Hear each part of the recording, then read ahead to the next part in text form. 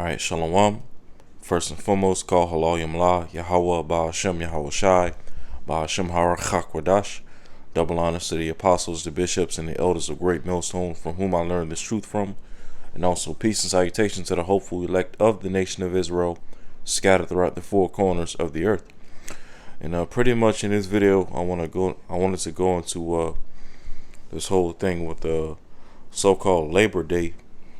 Alright, Labor Day here in America, Babylon the Great. All right, and as you see, I have here on the screen. This is from Google. I typed in "what is Labor Day?" Okay, and as you see, it says Monday, September 1st, 2025, which is today's date. It says Labor Day, celebrated in the United States on the first Monday of each September, is the nation's official commemoration of its workers' contributions to national strength, prosperity, and well-being. It also marks for millions of Americans to the unofficial end of summer. Okay, so basically, so-called Labor Day, which is a high holy day, left-hand high holy day that comes up, that comes around in here in Babylon the Great America every September, every year, the first Monday of every September, where they basically dedicate this day to commemorate, the working class, the middle class, okay, people that labor and work throughout all different fields, throughout all different endeavors across the country, whether it be, high paying jobs, average paying jobs, low paying jobs, minimum wage, okay, blue collar jobs, white collar jobs, whatever the case may be. It's this so-called a day where pretty much the country commemorates the working class, basically. Gives people a day off, which many jobs still work on this day. Your essential jobs like your police force, okay, people that work in the hospitals, your firemen. Right, even various retail stores are still open on this day. Okay, working and whatnot. Your gas stations. Okay, but pretty much the overall thing is as this the Babylon the Great America today on this day is so-called commemorating the working class, the middle class, okay, and things like that. Over these past years or so, and especially over these past few years from 2020 up until now, we've seen America, this country, pretty much put all kinds of hell on the working class, the middle class. All right, and I have this pulled up right here from Google as well. I typed in how the middle class is disappearing. Okay. And this is the response from the AI overview. It says the American middle class is shrinking because of several intertwined factors, including stagnant wage growth for middle income earners, rising costs for essential expenses like education and housing, and increased wealth concentration among the upper class. All right. Then it says the impacts of automation and inflation, coupled with policy shifts like tax cuts for the wealthy, further exacerbate these trends, pushing more people into lower income brackets and concentrating wealth at the top. So pretty much over these past years, especially over the past 4 to 5 years, we've seen nothing but hell being put upon the working class / middle class. But yet America every year has a so-called high holy day, known as Labor Day, where they pretty much commemorate, the middle class, the working class, for all of their so-called hard work that they do to basically keep the country running. Okay. And then it goes into some factors as to why the middle class is disappearing. It says stagnant wages, It says middle class incomes have not grown at the same rate as upper class incomes since the 1970s, leading to a decline in the middle class's financial standing. All right. It says rising costs. Essential expenses such as housing and education and healthcare have increased significantly, making it harder for middle class families to maintain their standard of living. All right. Then it says inflation and stimulus. Government stimulus money and supply side limitations on goods led to inflation. All right, because going back to 2020, when it was coming out with those stimulus checks, exactly how exactly where did the government get all that money from in the first place? Constant printing, okay, constant printing of money out of from the Federal Reserve, okay, to distribute these different stimulus checks to millions of Americans, back around 2020, 2021, okay, the millions of working class, middle class people who at that time, because going back to 2020, when the epidemic hit, you had all types of companies laying off their employees, mass layoffs, mass unemployment. Okay, businesses were being shut down. All right, restaurants and hospitality businesses were closing down at that time. A lot of restaurants, hotels were laying off employees. Okay, and even a lot of port workers and dock workers were being laid off around that time. 2020, 2021 when the demic hit. Okay, and so go back during that time. One of the other things that the government was doing at that time here in America was dealing out those stimulus checks to the millions of people that were getting laid off and dealing with unemployment, things like that. And as well, not to mention, people that were getting unemployment at that time were also receiving extra stimulus money with the unemployment money that they were receiving, every week, every 2 weeks, whatnot. Okay, I believe at that time, back in 2020, people were receiving an extra $600 stimulus on their unemployment, because I believe around that time it was people were getting $200 average for their unemployment every week, plus an extra $600 stimulus from the government during that time as well. Okay, and even if you remember back during that time, 2020, a lot of people, as the year went by, when states were beginning to open up more and more, and businesses were beginning to open up more and more, and certain jobs were opening back up. Okay, a lot of people were slow to pretty much get up and work again, because a lot of people were finding themselves, from the stimulus check money to the unemployment money. A lot of people at that time were finding themselves making more money, living off of stimulus and unemployment than they were working at their jobs. You see? But as I said again right here under rising costs, it says essential expenses such as housing, education, and healthcare have increased significantly, making it harder for middle class families to maintain their standard of living. And then it says inflation and stimulus.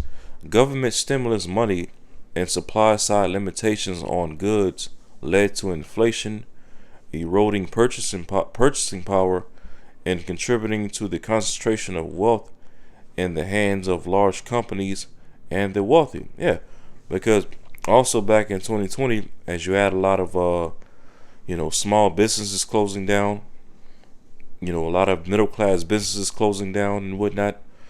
You notice a lot of these larger businesses were still operating during that time, especially your major retailers and major supermarkets, your Walmarts, your Targets, your Costco's, your Sam's Clubs, all right, Publix, your Whole Foods. Okay, a lot of those businesses were still operating during that time. And because a lot of small businesses were closed back in around 2020 2021, if people needed to shop, the only place that were available for them to shop were these large companies, these big time retailers, these big time grocery store chains. Okay, in which all that did was just put more money into the pockets of the rich and the wealthy, while at the same time the middle class and the poor class were getting even more poor. It was putting more restraint on the middle class.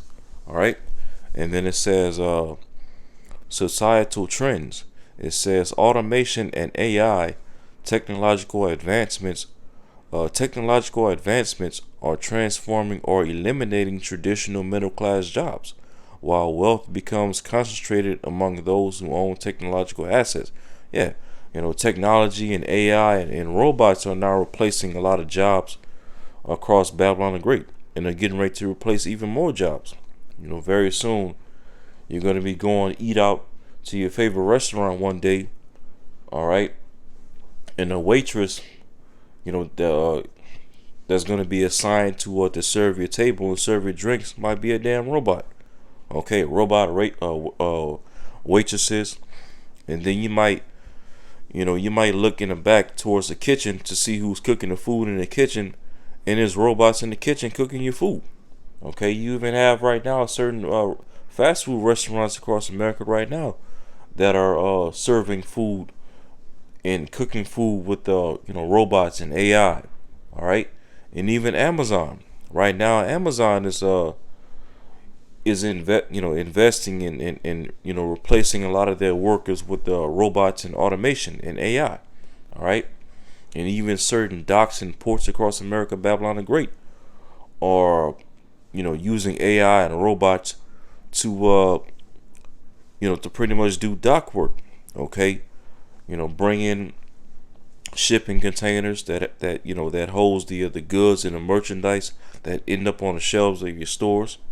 Okay, dealing with shipping and receiving on your ports and your docks.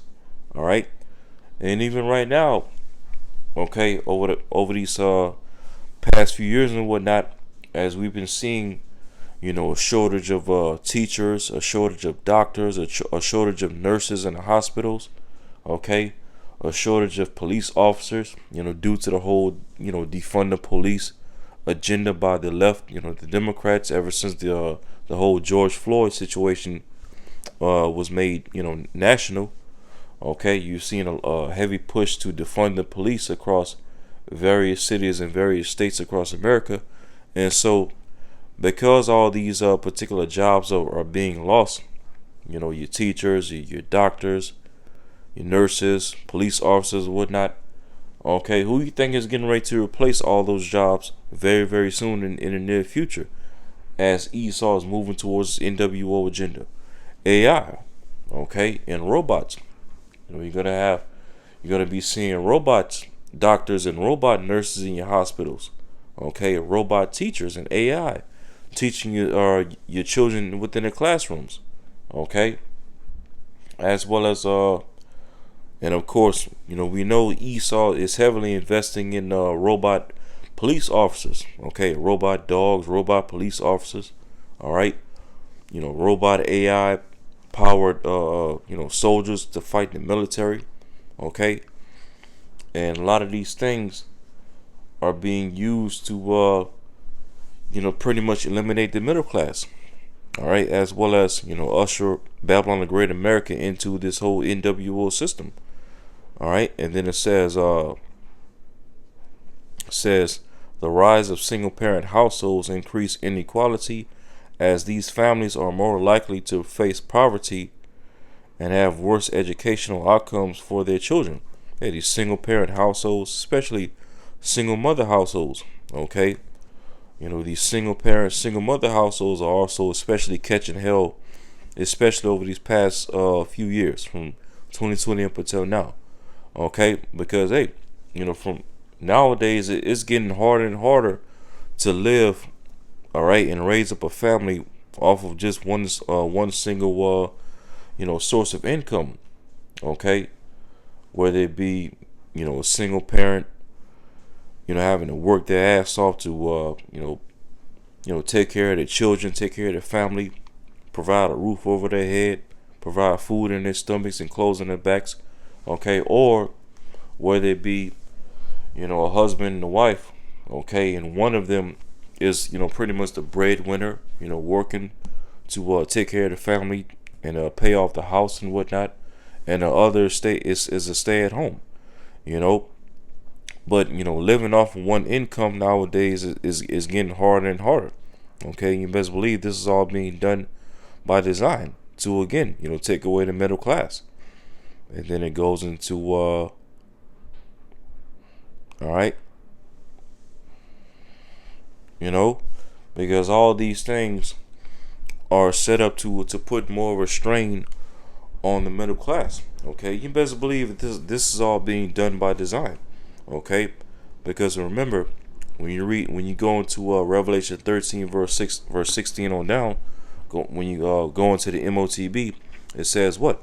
And he calls it all, both small and great, rich and poor, okay, free and bond.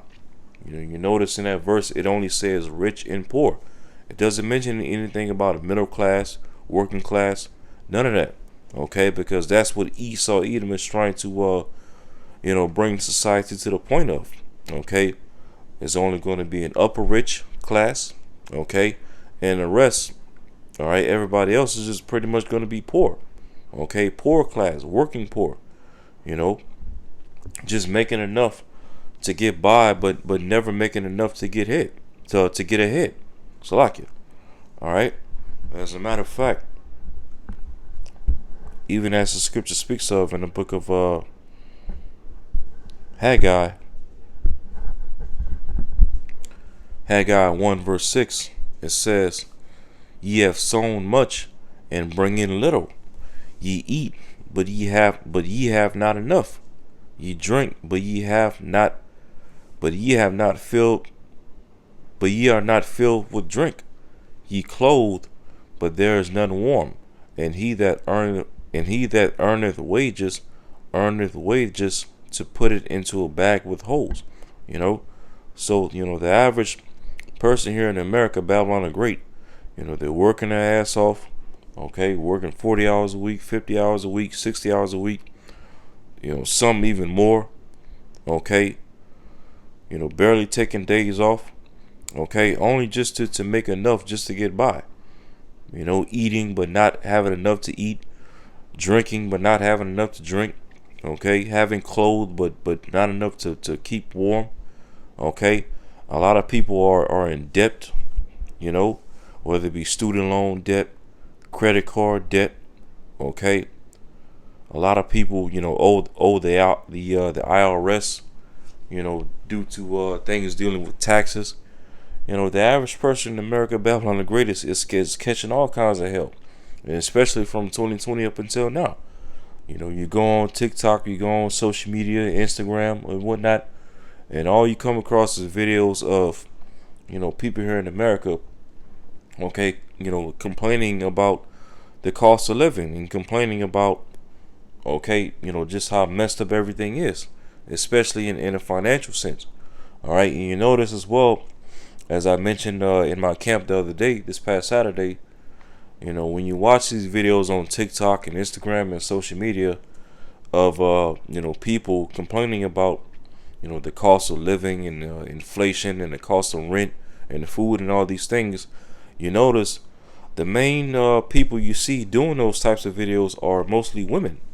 Okay, American women, whether it be Edomite women, so-called black women, Hispanic women, Native American women, okay, all these different nations of women, are all over social media, all over the internet, complaining about how hard things are and the cost of living, okay. And for the longest, these women have been benefiting off of the little goods and teats of this society, okay, depending on government assistance and being able to have their little education, have their so-called good jobs and whatnot. All right, but now all these things are being brought to naught as Esau's moving forward with his NWO agenda to put more of a squeeze on the middle class. Okay, to put more of a strain on the working class. Okay, all to pretty much eliminate the middle class. Okay, and to elevate the rich. Okay, make the rich get rich and the poor get poor. So as it says again, Haggai 1:6, ye have sown much and bring in little. Ye eat, but ye have not enough. Ye drink, but ye are not filled with drink. Ye clothe, but there is none warm. And he that earneth wages to put it, and he that earneth wages to put it into a bag with holes. Just imagine, all right. You have a bunch of coins, or you have a bunch of pennies, nickels, dimes, quarters, whatever it may be, right? And you put it inside of a bag, but the bottom of that bag has holes in it. Well, what you think is going to happen to all those coins that you put inside of that bag with holes? It's all going to fall out, okay, little by little, okay, but it's all going to fall out. And that's symbolic of how the average working class so-called middle class American, especially as of 2025, okay, you get your check, you get your little paycheck, all right, but then as soon as you get your check, immediately you have to pay it. You have to use it to pay off your rent, pay off your electricity bill, your cell phone bill, your car note, okay, save someone aside to pay off your student loan debt, or your credit card debt, all right, or whatever type of loan debt that most people are in. And at the same time, you still have to find a way to budget, to put some money to the side to feed yourself, as well as whatever children you may have, which by the time you pay all your bills and your debt and whatnot, you have very little extra money left over to pay for food and gas and feed your children and things like that. And as well, very little money left over to spend it on extra stuff, to treat yourself and whatnot. And that's pretty much the story of the average American here in Babylon the Great as of 2025. Okay, putting their money into a bag with holes, so to speak, getting their check just to watch it all go away to pay for, all right, the daily essentials that they need, housing, food, gas, electricity, internet, okay, so on and so forth. All right, and these things all speak to, all right, as it went into an article from Google. All these things all speak to why the middle class is disappearing more and more, especially from from 2020 up until now. All right.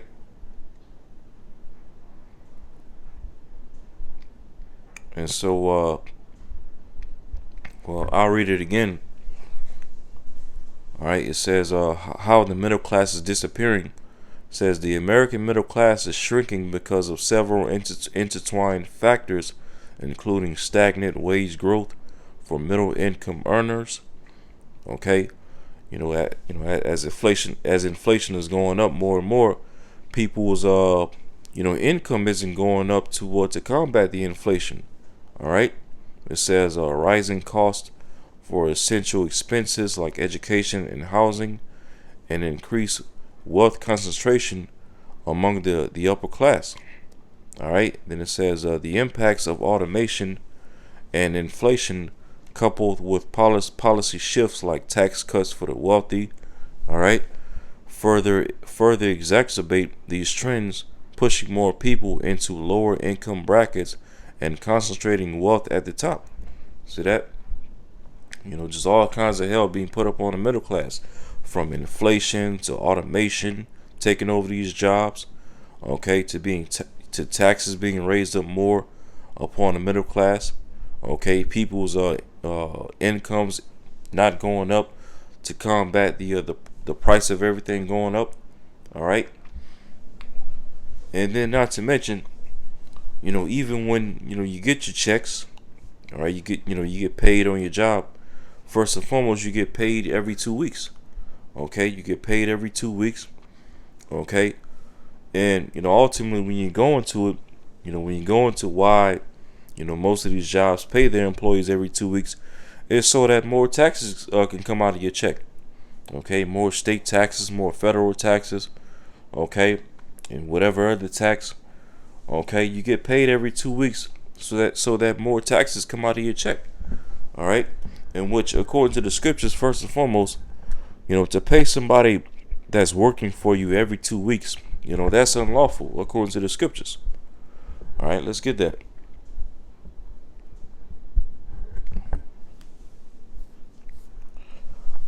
All right, this is Leviticus chapter 19 and verse 30. Leviticus chapter 19 verse 13. It says, "Thou shalt not defraud thy neighbor, neither rob him. The wages of him that is hired shall not abide with thee all night until the morning." All right, let's read that in the NLT. All right, Leviticus 19 verse 13 in the NLT. It says, "Do not defraud or rob your neighbor. Do not make your hired workers wait until the next day to receive their pay." See that? So here it is in the scriptures, in the law.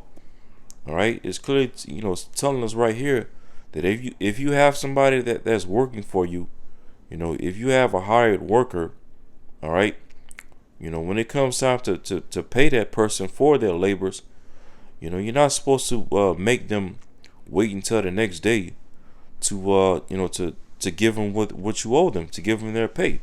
But here it is, Esau Edom, he makes you wait every 2 weeks for your work and your labors that you do for him. Okay, working 40 hours on the job every day, 50 hours. Not every day, but every week. 40 working 40 hours a week, 50 hours a week, 60 hours a week. 12 hours a day, 10 hours, some even 14 hours a day. Working in the elements, in the hot sun or in the cold weather, the rain, the fog, the wind, the in some cases, some jobs even work in the snow. All right, you do all this hard work for Esau Edom just to build up his kingdom, his empire, his businesses and whatnot. All right, all just to get paid. Okay, every 2 weeks. All right. And that's totally against the scriptures. That's wicked as hell. All right, because just imagine you have a person that's on the job, that's working, right, but they're poor, less fortunate and whatnot. Okay, you know they start working for you, right? Well, they may not have enough means and enough food and enough resources to last the next 2 weeks on a job until they get paid again. You see that? They may work for a day or two, and then next thing you know, they might end up passing out or dropping dead on the job because what? They may not have enough food or water or resources at home or whatnot. You know, but as we see, in the laws and the scriptures, if somebody is working for you, you're not supposed to make them wait until the next day or 2 days later or a week later or 2 weeks later to pay them for their wages. No, you're supposed to pay them, okay, that same exact day that they work for you, okay, by sundown of that day. You see that? And let me get this. Let's go to Sirach 34. This is Sirach 34 and verse 21. It says, "The bread of the needy is their life, and he that defraudeth him thereof is a man of blood." Okay, and on these jobs, we really go into how these jobs screw you over and defraud you. Okay, it's different. It's all kinds of levels to it.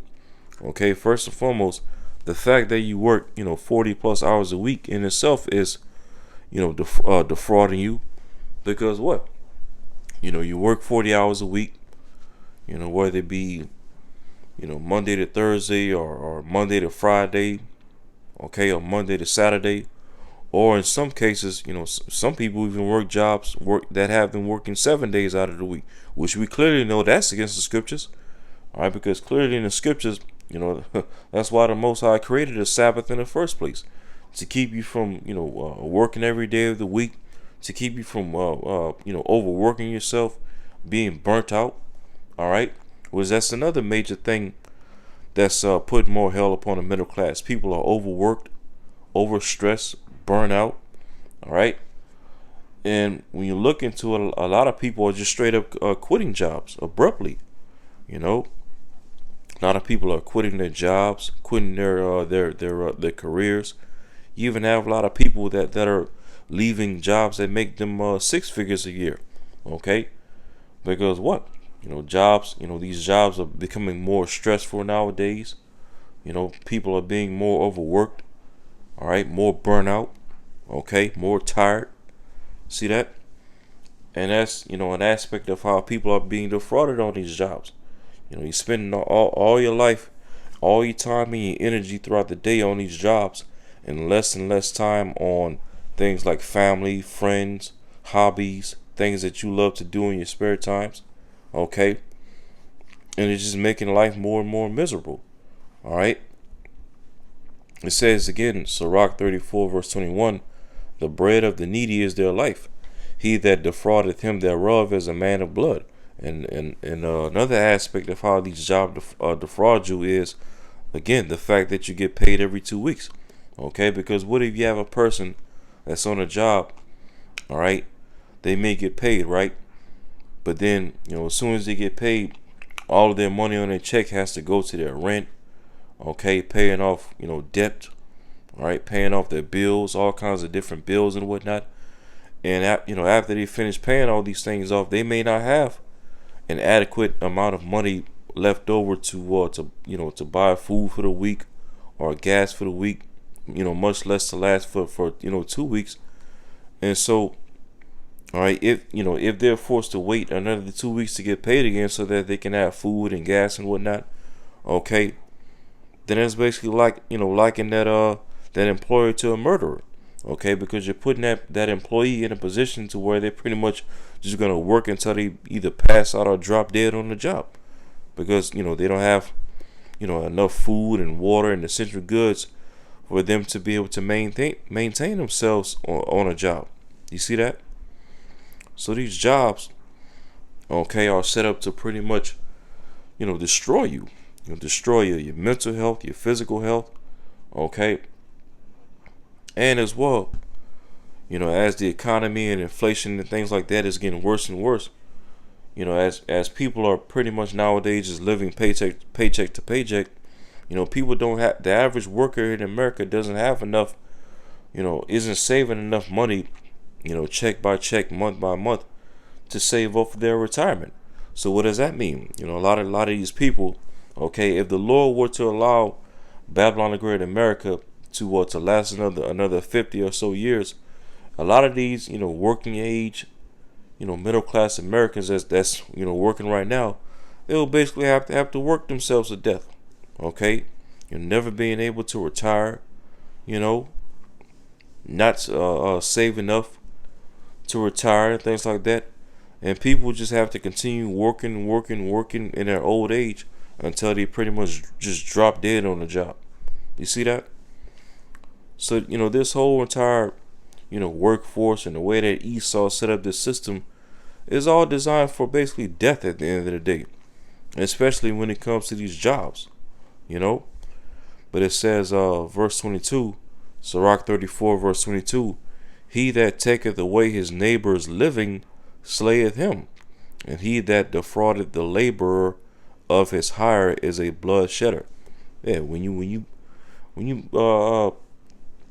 paying somebody every 2 weeks or every week, or basically when you have somebody that's working for you and you don't pay them at the end of each day that they work for you, then you're taking away their living. Okay, you're defrauding them. Okay, you're defrauding them of their hire. You're defrauding them of their wages, and therefore what? The scriptures likens you to a murderer, a bloodshedder, and that's what Esau Edom is. Okay, a murderer, a bloodshedder. Because as we know, Esau was blessed with the sword, which of course, goes into his military power, his guns, his tanks, his missiles, his air force, and all these things. But, Esau's sword also goes into how, you know, of course, his propaganda, his left hand philosophies, and his pseudoscience, and his false education, all right, as well as his judicial system. Esau Edom uses this judicial system as a sword as well, an instrument of death. Okay, but as we all know, and experience on an everyday basis, Esau uses these jobs as a sword as well. Okay, an instrument to bring forth nothing but misery and death upon people. You see that? And so, going back to this article, okay, how is the middle class disappearing? Let me see. Let me jump down. Okay, but jump down to right here. It says policy and wealth distribution. It says tax policies. It says persistent policies that lower taxes on the wealthy contribute to income inequality and can shrink the middle class. And because these the upper rich class, that they're not subject to taxes, okay, like the middle class is. As a matter of fact, let me get this real quick.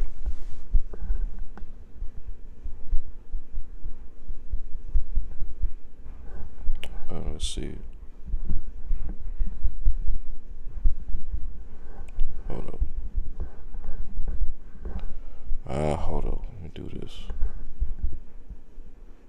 Yeah, here we go. This is real quick. This is Baruch chapter 3 and verse 8. Okay, this is speaking about our captivity as Israelites.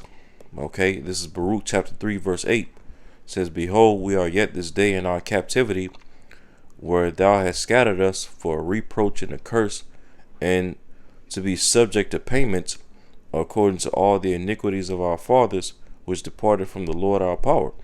Okay, and of course, we Israelites, so-called Negroes, Latinos, and Native Americans, the Lord, due to our forefathers, breaking his laws and breaking that first covenant, the Lord put us through all kinds of different captivities, from one captivity to another captivity to another captivity, which has played a major part in our nation being scattered throughout the four corners of the earth, all throughout history.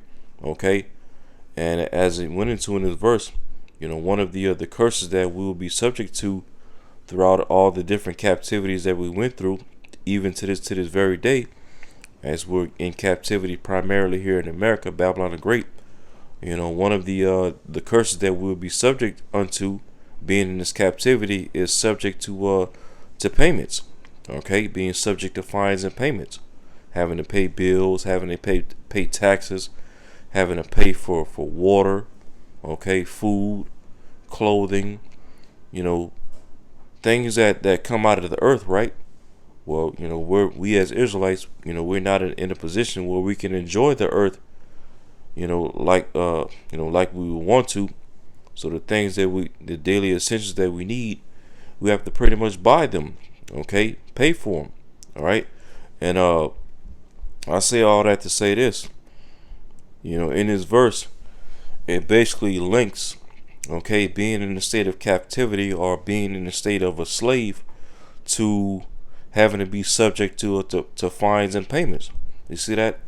And you see, dealing with the situation of the rich and the upper class here in Babylon the Great America, because they use their wealth to pretty much own things and own companies and own assets and whatnot. They're not in positions of a slave and wage slaves and things like that, like the middle class and lower class is. So therefore, what? They're not subject to fines and payments and taxes like the middle class and the lower class is, because as it pretty much went into in Baruch 3 and 8, to be subject to fines and payments and things like that is synonymous with being a captive, being a slave. Okay, and the wealthy and the rich in this country, they're like it speaks of in Psalm 73, they're not troubled as other men. So therefore, what? They're not subject to financial strains and financial burdens like the middle class and the lower class of this country is. See that?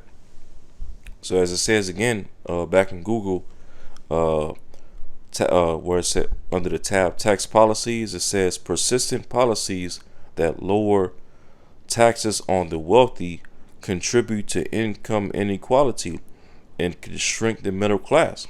You know, while the rich and upper class is being relieved from all these taxes and whatnot. Okay, the main burden of taxes is being all being put upon the middle class. Okay, the so-called middle class, shall I say, which is really nothing but the working poor class. You see that? And it says underneath it, it says wealth concentration. It says the top 1%. Okay, the top 1%. All right, and who's at the forefront of the top 1%? The elites of Esau Edom, its top banking families. Okay, which are the true rich and upper class and wealthy of Babylon the Great, as well as throughout the four corners of the earth. It says the top 1% now controls a larger share of wealth. See that? And I believe there's a study that goes into how pretty much the top 1% of the world owns like 70+% of the world's wealth, if I'm not mistaken. You can look it up on your own. But it says again, the top 1% now controls a larger share of wealth. And this trend has been accelerated by recent economic events, such as what? The C-19, okay, inflation, all right, the economic impacts from 2020 up until now, right? Just to name a few. It says including stimulus money going into the stock market, according to this YouTube video. Okay, it gives you a little link right there. But yeah, so as the middle class is disappearing more and more, okay, it's pretty much put more money and more wealth into the pockets of the rich, the rich upper rich class, the top 1%. Okay, and pretty much from 2020 up until now, we've seen a drastic shift financially where the rich have gotten drastically richer, while the so-called middle class and the poor class have gotten drastically more and more poor. Okay, and let me get this. All right, let's go into the law real quick. All right, speaking on the 1%, pretty much getting more and more richer and more wealthier off of the backs and the labors of the so-called middle class, the working class. All right, now I want to go into Deuteronomy 17 real quick, and we know that this is a law that the Most High, gave to our forefathers, Israelites. All right, but I want to go into this law real quick just to make a few points. Now, this is Deuteronomy chapter 17 and verse 14. It says, when thou art come unto the land which the Lord Yahweh thy power giveth thee, and shalt possess it, and shalt dwell therein, and shalt say, I will set a king over me, like as all the nations that are about me.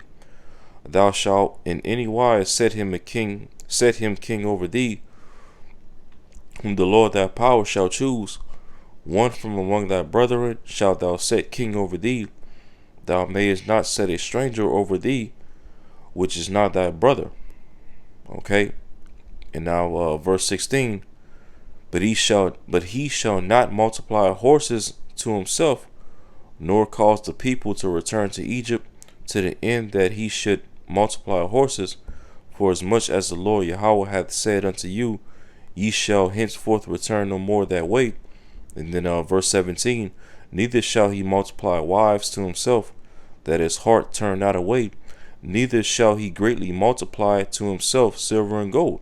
So now the main point that I want to go into in this law, because again, this is a law that the Most High gave to our forefathers Israelites. But the point is that I want to go into tapping into this law is that anytime a king is set up ultimately by the Lord, all right, because ultimately all kings throughout the earth, all throughout history, were ultimately set up by Yahweh Shemashai, whether it be amongst our nation or whether even be amongst the heathen nations. Because as the scripture says in Proverbs 21:1, the king's heart is in the hand of the Lord, right? And even in the book of Psalms, the 75th chapter, if I'm not mistaken, it speaks about how promotion cometh neither from the east, nor from the west, nor the south, or the north, roughly paraphrasing it. But what? The Most High set it, put it down one and set it up another, roughly paraphrasing it. You see that? And as well, we know as well that this guy Trump, okay, DJ Donald Trump, was ultimately set up by Yahweh Shema Shah as well. Okay, that cruel Lord, pursuant to Isaiah 19. All right, but as we see Esau Edom, the Lord has set up Esau Edom as king over the earth in his outer days, to rule over the fatness of the earth. As this law is pretty much going into, when the Lord sets up a king, he's not to multiply horses for himself, nor is he to multiply unto himself silver and gold. Because basically what?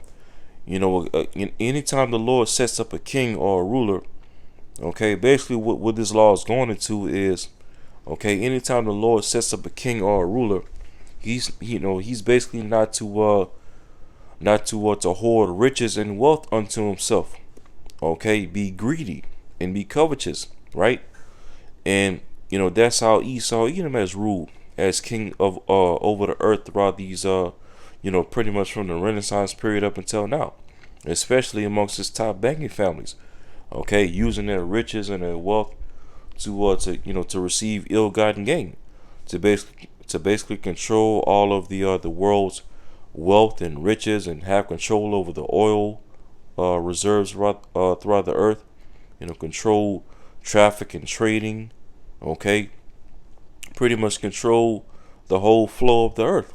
Okay, and at the same time hoarding all types of riches and gold and silver and wealth all to themselves.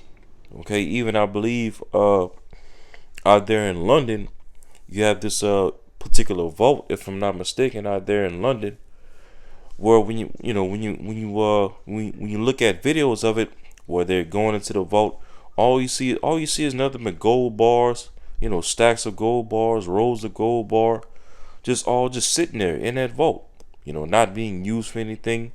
Okay, and that's just Esau Edom using his position over the earth, okay, through his blessing that he's received from the Lord on the left hand side, just to hoard all the riches of the earth all to himself. To hoard gold and silver and oil, okay, the best foods, the best lands. All right, he's hoarding and pretty much hijacking the earth to himself, while at the same time pushing the whole notion that the earth is overpopulated, okay, and cutting down the population, right? But meanwhile, okay, as the scripture says, the Lord created the earth to be inhabited. All right, the Lord, when you look at how rich and abundant the earth is when it comes to water and animals and fruits, vegetables, herbs, crops, and things like that. The Lord designed this earth to be inhabited, okay, by millions and billions of people. Okay, why you think the Lord in the book of Genesis said be fruitful and multiply? But you don't think the Lord set up, designed this earth for for mankind to be fruitful and multiply and things like that? Okay, yes, but under the rule of Esau Edom, okay, he's more and more trying to get in the way of people being fruitful and multiplying. Okay, and even to the point to where his own nation is his own nation is waxing smaller and smaller. Okay, that's why even when you look into it, the birth rates among Edomites is becoming less and less. All right, because what, Esau has been so busy trying to destroy everything and hoard everything to himself that he hasn't sat back and taken time to just enjoy his kingdom. So therefore, what, his nation isn't reproducing and being fruitful as as they're meant to be. Okay, and he's pushing that same energy amongst different nations throughout the earth, especially amongst Jake. Okay, getting in the way of our people being fruitful and multiplying. All right, that's why Esau has these you know, Planned Parenthood set up all in Jake's neighborhoods. That's why he's destroying the foods that we eat, destroying the air that we breathe, destroying the water, wearing down the saints, as it speaks of in Daniel 7, right? All to, hoard, okay, the earth to himself, and ultimately hoard the blessing to himself. You see that? And I want to get this as well.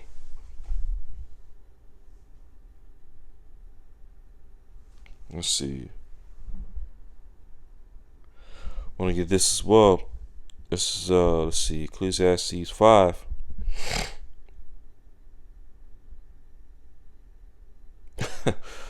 Damn.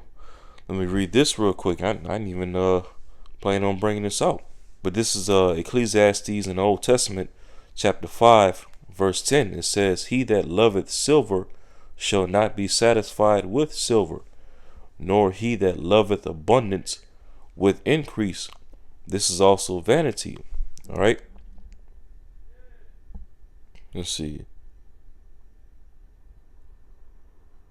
Read this in the NLT.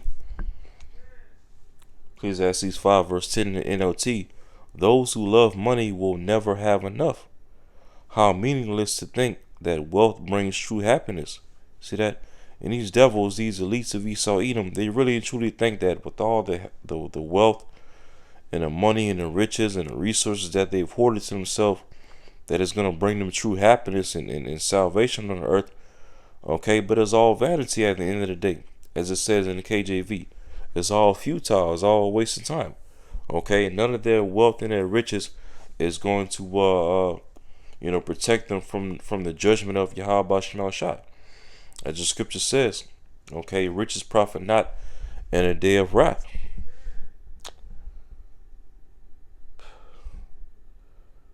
Says all right, I'm gonna jump down to verse 13.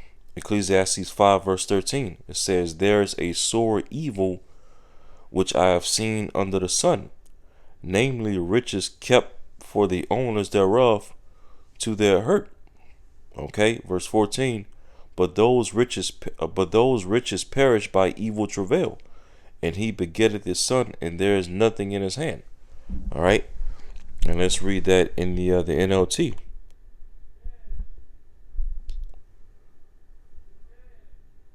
It's Ecclesiastes 5 and verse 13 in the NLT. It says, "There's another serious problem I have seen under the sun.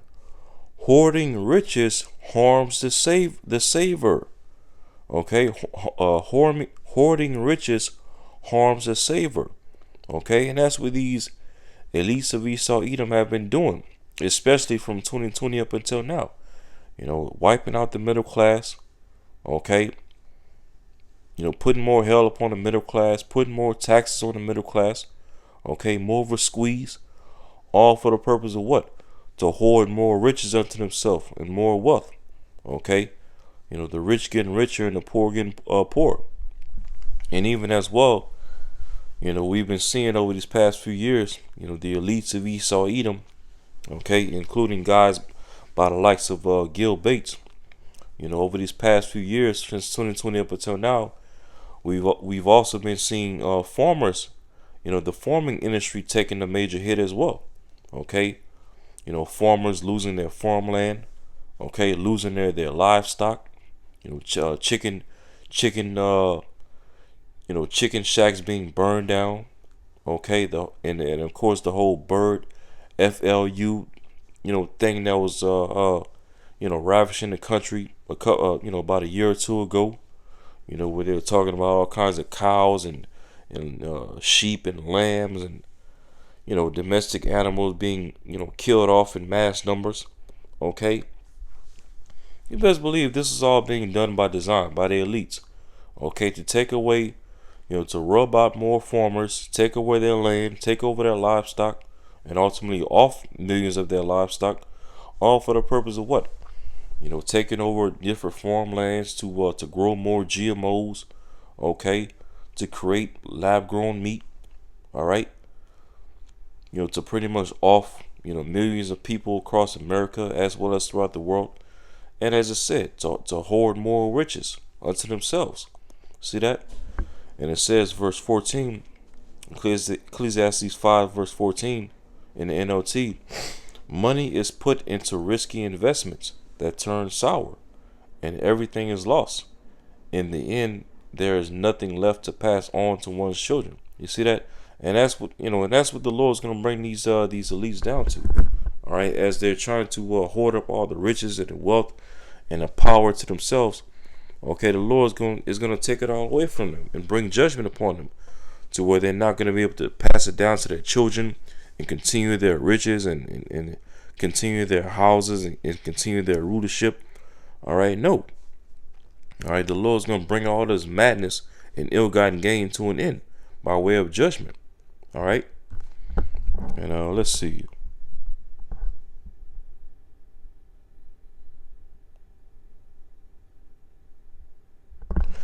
So that was pretty much the point on that.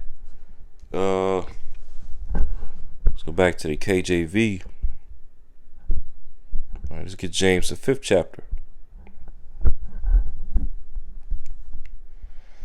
Because as I brought out in that law earlier in Deuteronomy 17, basically a king, king isn't supposed to be set up in power to to hoard gold and silver and riches and wealth all unto himself, because ultimately, a righteous king would, use his position and use his riches and his wealth to distribute it, okay, to distribute it amongst the people, deal fairly, okay, so that ultimately everybody's prospering and winning, and people are able to to eat and drink and marry and be given into marriage, okay, in righteousness. That's how a righteous king is supposed to rule, right? And ultimately, that's how a certain of the kings of our nation were ruling over our people, okay, namely that of David and Solomon, okay, especially under King Solomon, because during the reign of King Solomon, we had those 40 years of peace, and it literally even tells you in the scriptures that under Solomon, we as Israelites, we were eating, drinking, marrying, being given into marriage in righteousness. Jake was chilling under Solomon, and ultimately, when you read about King Solomon in his reign, okay, King Solomon, despite how rich and how wealthy he was, he didn't use his position to hoard all the riches unto himself, because when you go into it, basically King Solomon, pretty much put his people on. Okay, we were prospering under Solomon. We were in peace. We were being fruitful and multiplying in the land. Okay, and at the same time, Solomon put the heathen to work. There's different Hamitic nations that was neighboring around us that King David subdued. Solomon put those nations to work. You see that? So,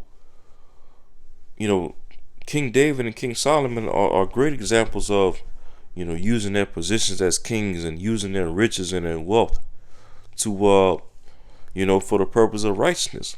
Okay, to distribute it to those of our people that were in need. Okay, putting our people on, making sure that our people were prosperous.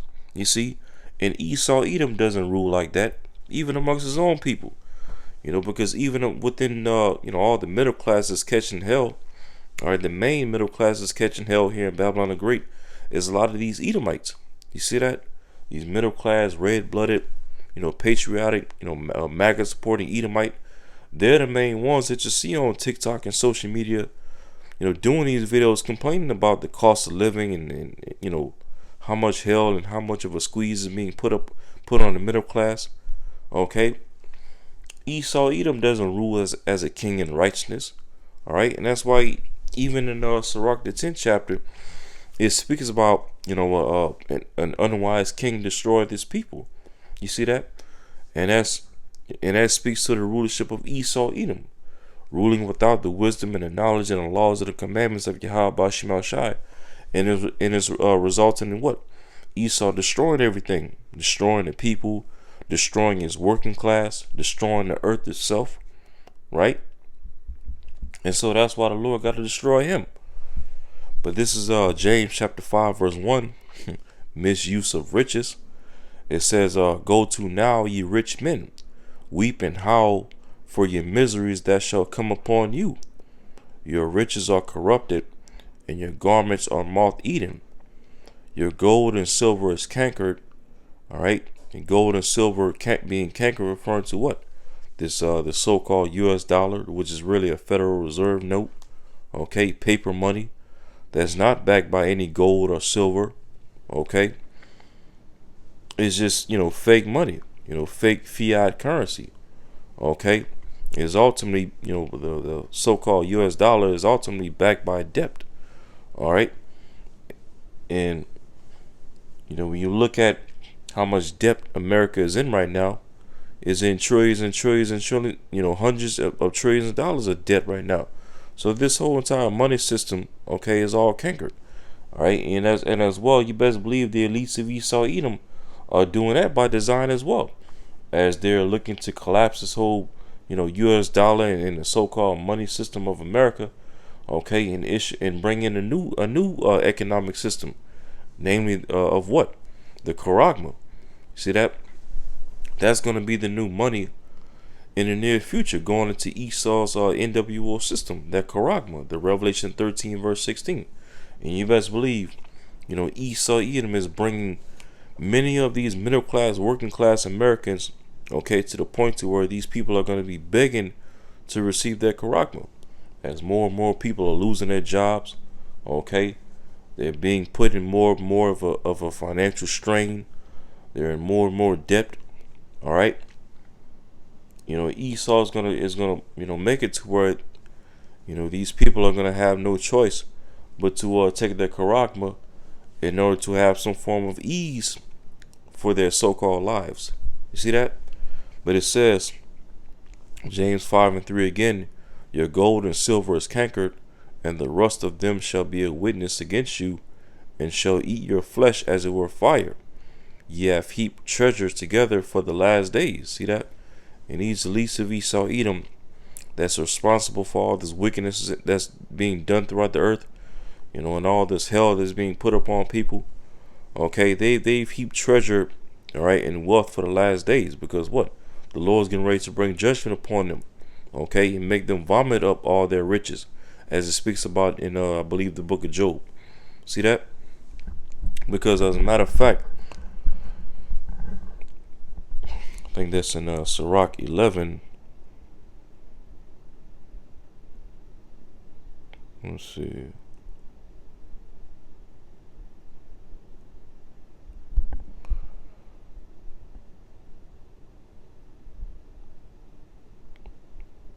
Hold up.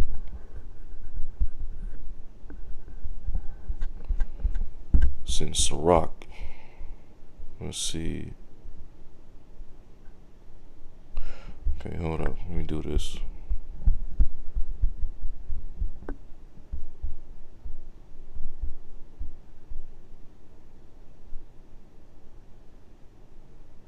Okay, Salakia is in Sirach 21. Okay, Sirach 21 and verse 4. It says, to terrify and do wrong will waste riches. Thus the house of proud men shall be made desolate. You see that? And that's how Esau Edom has been ruling over the earth. Terrifying, okay, doing all kinds of unrighteousness, colonization, grape robbery, murder, waging war, okay,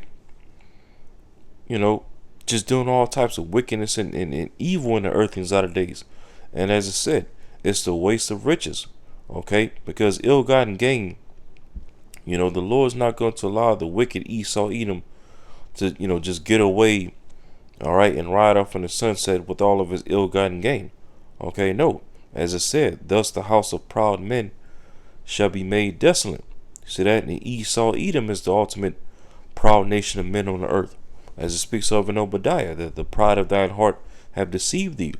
Okay, the Lord's getting ready to make, okay, Esau Edom, primarily here in Babylon the Great America, desolate. Okay, because Salakia, because America has been the hub of Esau Edom's riches and wealth in these latter days. Okay, as it speaks of in Revelation the 18th chapter, about the 13th verse on down, it speaks about all the things that Babylon the Great America is abundant in. The cinnamon, the frankincense, the incense. All right, the slaves, souls of men, chariots. These different cars and automobiles here in America. You see that? All of these things that America has done, all right, and used to terrify and wage war and do all kinds of wickedness. All right, it has been a waste of riches because it's all going to be brought to naught, and he's all going to vomit them up. All right, and ultimately he's going to be brought to desolation. See that? As the scriptures also speaks of as well. Let's get Sirach 16 and Sirach 16 verse 13. The sinner shall not escape with his spoils, and the patience of the godly shall not be frustrated. You see that? The sinner, or the man of sin, Esau Edom, is not gonna escape with his spoils. All right, all the wealth and the riches of the earth that he's hoarding to himself, the Lord's not going to allow this man to escape. Okay, the Lord is just allowing Esau Edom to build himself up in his riches and his pride and his pseudoscience and his technology. Okay, and his sword, all for the purpose of what? The Lord showing his power on his devil, just like he showed his power upon Pharaoh. See that? So the sinner, Esau Edom, the man of sin, is not going to escape with his spoil. All right. And so going back to James 5, verse 4 again. Behold, the hire of the laborers. Behold, the hire of the laborers who have reaped down your fields, which is of you kept back by fraud, crieth. We know this is primarily talking about Jake. All the slavery and the labor and the hard work that Jake has put in to build up this man's kingdom. All right. But as well, the middle class overall is going through this as well. Okay, working their asses off for the to keep this kingdom flowing. Okay, to keep America up. Okay, while at the same time, getting screwed over, being defrauded. All right, being defrauded of their wages, being defrauded of their their value. Okay, being defrauded of their checks, their paychecks. As it says again, James 5 verse 4, behold, the hire of the laborers who have reaped down your fields, which is of you kept back by fraud, crieth, and the cries of them which have reaped are entered into the ears of the Lord of Sabaoth. All right, and this word Sabaoth, it doesn't mean Sabbath, all right, but it means armies. Okay, the Lord of the heavens armies, the Lord of hosts, is what that word Sabaoth goes into. Okay, and it says, verse 5, ye have lived in pleasure on the earth, and been wanton. Ye have nourished your hearts as in a day of slaughter. Ye have condemned and killed the just, and he doth not resist you. Yeah, because these middle class, working class people here in America, all right, despite how much hell and burdens that they're catching by the rich and the upper class, these people for the most part, they're not, really and truly rising up against the system and going against the system, okay, and fighting back, so to speak. People are just doing what they can do to just get by and take care of themselves and try to take care of their families and keep a roof over their head and clothes over their back. But yet, the elites of Esau Edom in the upper 1% are just doing nothing but putting more and more hell upon them. Okay, so that's why it's to the point to where, as the Lord has heard the cries of his people, the nation of Israel, so-called Negroes, Latinos, and Native Americans, namely those of us that are of the hopeful elect, as the Lord has heard all the cries and the sighs of all the hard work and the labors that we put in, having, to serve this devil for food and water and clothing and one of all things, But the Lord is is as well, looking down upon, okay, how much hell this devil is putting upon the middle class, okay, the working class of his kingdom. You see that? And as I said, it's entered into the ears of the Lord of Sabaoth, okay, which is what? The Lord of heaven's armies, Yahweh Bashim Shai. And so, because, the middle class is, crying out so much, on TikTok and social media against all the hell that the upper class is putting them through on these jobs and whatnot, the fraud in their paychecks, the fraud in their living. All right, it's all leading to this. Job 20 and verse 20, it says, "Surely he shall not feel quietness in his belly." This is speaking about the wicked Esau, Edom, namely his elite banking families. All right, they shall not feel quietness in their bellies, because what? They know that they have a short time left to go forward with their NWO agenda. All right, and they know that they have to orchestrate many things on the earth, okay, to justify coming down with the sword and coming down with left-hand order out of the chaos that they need to justify their left-hand order, okay. And as it speaks of in Isaiah 47, they're wearied in the multitude of their counsels, okay. So these elites of Esau Edom, they're not feeling quietness in their bellies right now. They're not comforted, okay, because they know, according to prophecy, that they're going to lose in these end times, and that they only have but a short time left, and that their destruction and their judgment is coming quickly. Just as Yahweh Shai said in Revelation 22, "Behold, I cometh quickly." If Yahweh Shai is coming quickly, then that means what? The victory of the elect is coming quickly, as well as the judgment upon the wicked Esau Edom is also coming quickly. See that? So it says, Job 20 verse 20 again, "Surely he shall not feel quietness in his belly. He shall not save of that which he desired." And what is that Esau desires in his latter days? His NWO agenda, okay? Him aiming to get the birthright and a blessing back. Esau's not going to be able to save his ass, all right, in these end times come, especially upon the day of the Lord when Yahweh Shai comes back. See that? It says, verse 21, "There shall none of his meat be left. Therefore shall no man look for his goods." In his meat, and his verse is likened to what? His riches, his wealth, okay, his ill-gotten gain. All right. None of these ill-gotten gains that Esau has gotten to himself in his latter days shall be left, okay, because it's all going to be destroyed by the Lord. It says, verse 22, "In the fullness of his sufficiency he shall be in straits." And what is going to be the fullness of Esau's sufficiency? His NWO agenda. But, as it said, he's going to be in straits, meaning what? A position of difficulty, okay. There's going to be some problems as he's going to try to go forward with his NWO agenda. And what's going to have him in straits? It says, "Every hand of the wicked shall come upon him." Okay, so that's one of the major things that's going to have Esau in straits, as he's going to try to fulfill his sufficiency, his NWO agenda.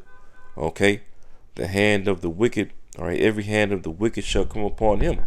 And as his verses, all right, anytime this verse is always brought out, from the apostles and bishops and elders of Great Millstone down to the least of us that are of the hopeful elect, anytime we bring this verse out, as we always go into this word wicked, all right, where it says every hand of the wicked shall come upon him. This word wicked is Strong's H6001. Imal, and it means laborer, sufferer, wretched one, okay, the workman, toiling. All right. So every hand of the laborer, every hand of the workman shall be upon him. Okay. And what does that speaks to? Sedition. Because as Esau is moving more and more forward with this NWO agenda and putting more hell upon the middle class and putting more restraint upon the middle class, the working class, is all eventually going to lead to the middle class, the working class, eventually rising up against him. Okay, especially when that famine hits. You see that? When the food shortages hit, when the perplexity hit, as Yahushua spoke of in Luke 21 verse 25, that's going to be the main thing that's going to set off these middle class, working class people to rise up against their government and put their hands on them, to take it to the streets, take up the sword, and physically, carnally rebel against their government. Okay, every hand of the wicked, every hand of the working class and middle class, all right, is gonna, try to be upon, this government. You see that? And that's exactly the direction that things are heading in this country. Okay, as we see, Babylon the Great is falling more and more. There's no future in this place. The windows are being darkened, as it speaks of in Ecclesiastes, the 12th chapter. All right. The working class is being more and more obsolete. And here it is. We're in a day, so-called Labor Day, that's so-called designed to commemorate the working class or the middle class, but yet the middle class is being wiped out more and more. Okay. And it's all going to lead to the middle class, pretty much rising up and fighting back. Okay, all to fulfill prophecy of Yahweh Shemal Shah. See that?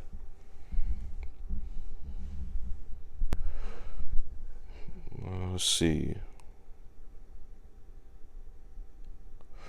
So, yeah. So that's pretty much all I wanted to get into in this lesson. So, Lord willing, this video is edifying. And until next time, Shalom.